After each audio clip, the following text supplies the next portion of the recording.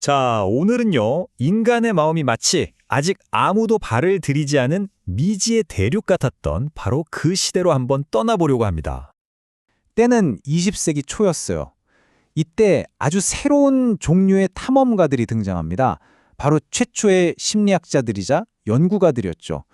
이분들이 우리의 이 광활한 내면 세계를 지도로 한번 만들어 보자 이렇게 결심하고 그 위대한 여정을 시작한 겁니다. 이분들이 쓴 도구는 뭐 나침반이나 육분가해 같은 게 아니었어요. 대신 사례 연구나 정신분석 같은 걸 썼죠. 그래서 그들이 그린 지도를 지금 우리가 보면 좀 이상해 보일 수도 있어요. 하지만 그 당시에는 와, 정말 혁명적인 시도였습니다.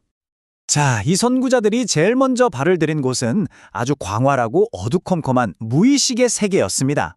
보이지 않는 이곳에 숨겨진 생각들이 우리가 깨어있는 동안의 삶을 좌지우지할 수 있다. 바로 이렇게 믿었던 거죠. 예를 들어 이런 사례가 있었어요. 아주 유명한 자연주의자 한 분이 계셨는데 이분이 정말 위험한 탐험을 마치고 막 돌아온 거예요. 탐험 중에 살아남으려고 매일 밤 뜬 눈으로 지새워야 했거든요. 근데 이상한 건 이제 집에 와서 완전히 안전해졌는데도 잠을 전혀 못 자는 거예요. 몸이 여전히 그 위험한 상황을 기억하고 있었던 거죠. 이건 당시의 마음지도 제작자들에겐 정말 풀기 어려운 수수께끼였습니다. 그래서 이분들이 내린 진단이 뭐였냐면 바로 정신신경증이었습니다. 이게 뭐냐면 오늘날 우리가 말하는 외상 후 스트레스 장애, 그러니까 PTSD의 아주 초기 형태라고 볼 수 있어요. 이론은 간단했습니다. 이 사람의 꿈을 분석해서 고통의 진짜 원인을 찾아내자. 그리고 그걸 수면 위로 끌어올리면 해결될 거다. 바로 이거였죠. 자, 다음으로 이 지도 제작자들이 아주 과감하게 뛰어든 곳이 있는데요. 바로 가장 논란이 많았던 영역, 인간의 성입니다. 인류 역사상 처음으로 이 욕망이라는 걸 도덕의 문제가 아니라 과학의 눈으로 들여다보기 시작한 거죠. 그리고 그 발견들이 와, 정말 흥미롭습니다. 당시에는 동성애를 선천적인 상태로 보면서 오히려 비범한 지성과 관련이 있다고 보기도 했고요. 저 멀리 원시 부족의 구애의식은 어떤지 이런 것까지 다 연구 대상이었어요. 이런 연구를 하다 보니까 아주 기묘한 연결고리를 발견하게 돼요. 바로 고통과 쾌락 사이의 관계죠. 이게 나중에는 마르키드 사드, 자어마조 같은 사람들 이름으로 정의되잖아요. 재밌는 건 바로 이 사람들이 그들의 연구 대상이었다는 겁니다. 사디즘이란 말 다들 아시죠?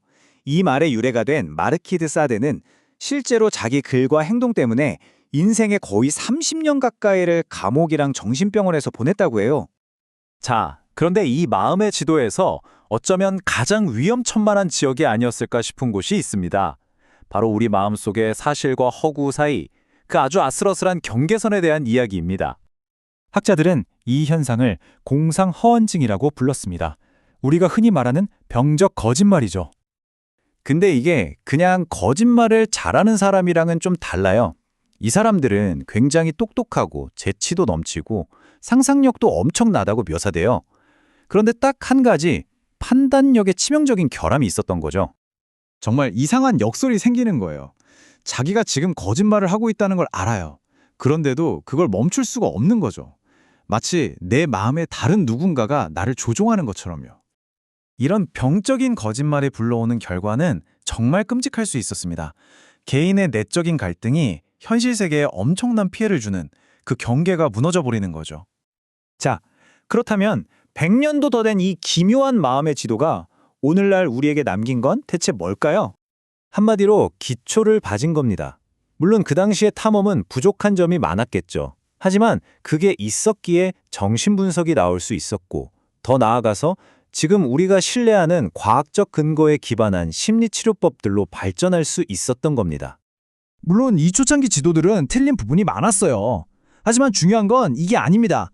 핵심은 그 누구도 들여다볼 엄두를 내지 못했던 이 혼란스러운 마음의 세계를 체계적으로 연구할 수 있는 대상으로 처음 바라봤다는 거. 바로 그 점입니다. 결국 이 오래된 탐험가들이 우리에게 알려준 건 어쩌면 가장 위대한 발견을 할 수 있는 미지의 영역이 저 멀리 우주가 아니라 바로 우리 각자의 마음속에 있다는 사실이 아닐까요?